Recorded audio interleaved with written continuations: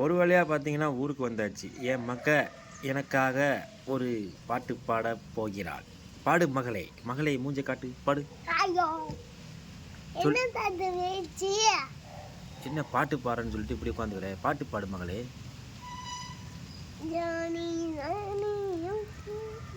Okay. Tilling.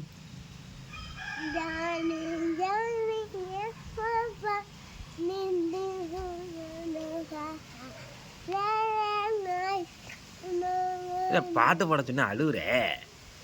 இப்படித்தான் அவங்க ஊர்ல பாட்டு பாடுவாங்களா? இது என்ன மூஞ்சில கோடெல்லாம் போட்டிருக்கு?